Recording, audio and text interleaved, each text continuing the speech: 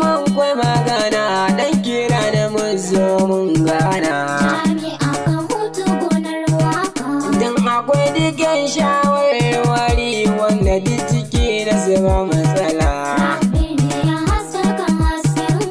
Rabo ne ya ce kai wa ga Ubangiji ya kara dubin fikira.